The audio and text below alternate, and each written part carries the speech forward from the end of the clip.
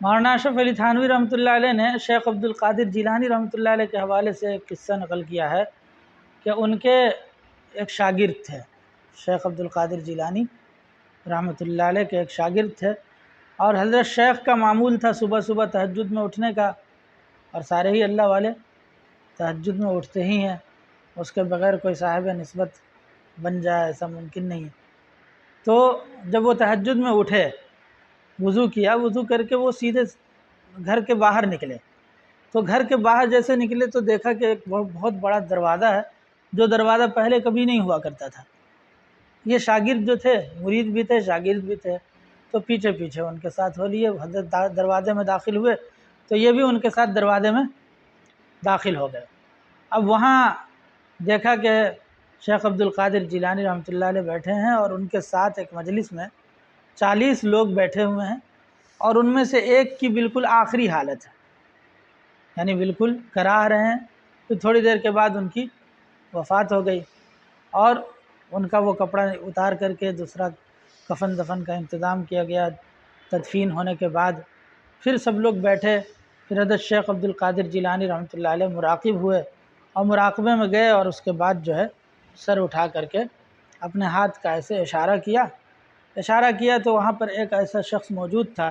جو عیسائی تھا، اور اس کے کمر میں زنار پڑی ہوئی تھی، جو صلیبیوں کی نشانی ہوتی ہے، کراس کی، جو عیسائیت کی علامت ہوتی ہے، اور پورے اسی کلچر میں وہ ڈھلے ہوئے تھے۔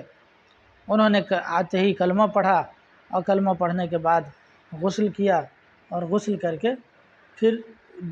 جن کا انتقال ہوا تھا ان کا کپڑا ان کو پہنا دیا گیا۔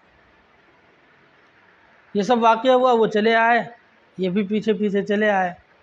جب صبح حضرت شیخ عبد القادر جیلانی رحمۃ اللہ علیہ سبق پڑھانے کے لیے بیٹھے ہیں، تو یہ شاگرد جو تھا اس نے کہا حضرت سبق تو بعد میں پڑھیں گے، پہلے یہ بتائیے کہ تہجد میں صبح کیا ہوا تھا؟ کہا کیا ہوا تھا؟ تم نے دیکھ لیا تھا کیا؟ تو کہا حضرت میں بھی آپ کے پیچھے پیچھے تھا، آپ کو بتانا ہوگا کہ کیا ہوا۔ تو انہوں نے کہا کہ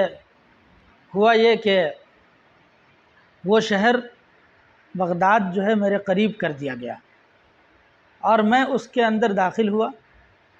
اور وہ جو 40 لوگ تم نے دیکھے وہ سب ابدال کی جماعت تھی۔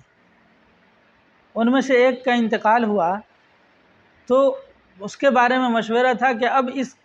ابدال کے مرتبے پر کس کو فائز کیا جائے، اور کون اس مرتبے پر آئے گا۔ تو اس کے لیے جب میں مراقب ہوا تو اللہ رب العزت نے دل میں بات ڈالی کہ فلاں عیسائی ہے جو کسی چرچ کے اندر ہے،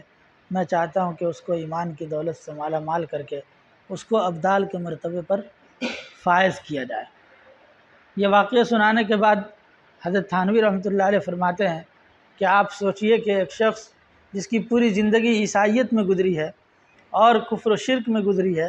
اور اس کو اللہ تعالیٰ ایمان کی دولت دیتے ہیں، اور تھوڑی ہی دیر میں اللہ اس کو اس مقام تک پہنچاتے ہیں کہ وہ ابدال تک کے مقام تک پہنچ جاتا ہے، تو ایسے میں کسی کو کیا حق ہے کہ وہ کسی کو حقیر سمجھے یا چھوٹا سمجھے کہ اپنا انجام معلوم نہیں۔